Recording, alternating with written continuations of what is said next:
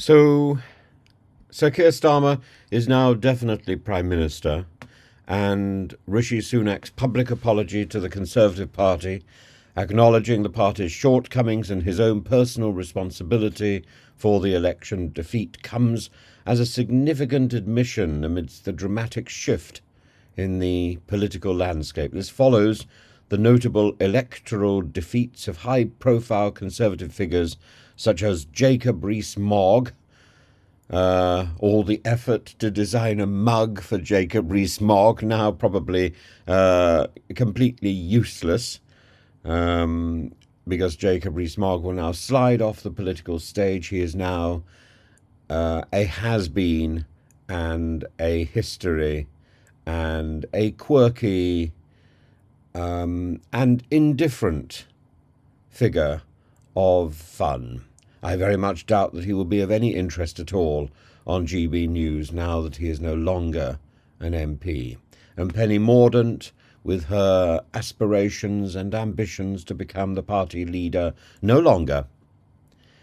These reflect the clear message that has been sent by the electorate seeking substantial change. Labour's achievement of surpassing the critical 326-seat threshold has firmly positioned Sir Keir Starmer, to become the next Prime Minister of the United Kingdom. He will go to the King. First, Rishi Sunak will go to the palace. The King will meet the outgoing Prime Minister and his family. And then, about an hour later, Sir Keir Starmer, in a very carefully controlled ceremony, so the two men do not meet each other. Rishi Sunak will leave by a private car, going out a back way, as Sir Keir Starmer arrives and kisses hands, which is probably a very quick, brisk, businesslike handshake with the King, to signal the beginning of his ministry as the King's first minister.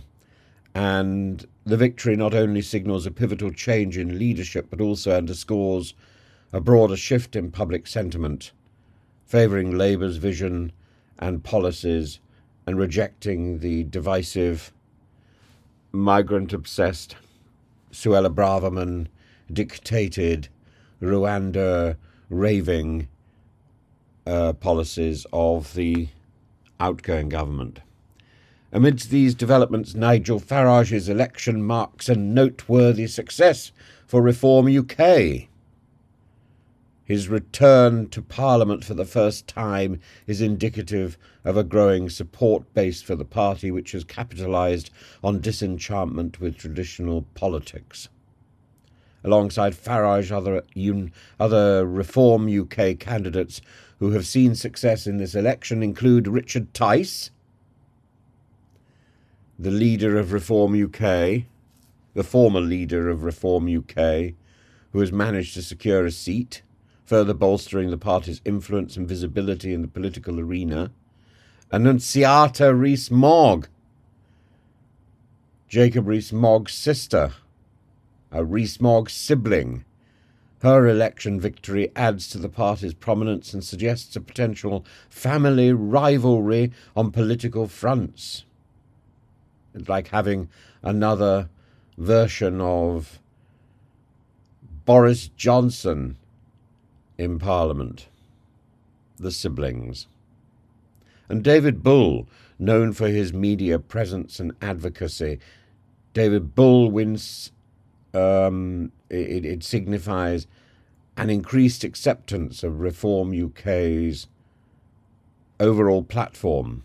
So far, 4 seats out of the 13 that were projected in the BBC exit poll, which seems to be wrong, but significantly more seats than I imagined would be possible for Reform UK. These victories represent a significant development for Reform UK, demonstrating their ability to attract voters dissatisfied with the current political establishment. And Farage has said this will make a beachhead for a further assault on traditional politics and the traditional party alignment. And the question really is how closely Reform UK works with the rump of the Conservative Party and who leads that rump. Because if the Conservative Party lurches further to the right, then union with Reform is almost inevitable.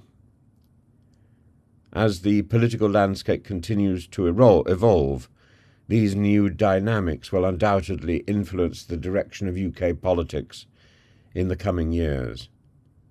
And if the Conservative Party lurches so far to the right as to enable Farage to become the leader of the opposition, then I think it's possible the Conservative Party will be out of commission for a generation or more. I don't personally see Farage with the keys to number 10. But I've been wrong in other aspects in this election, and I may well be wrong in that prediction, regrettably.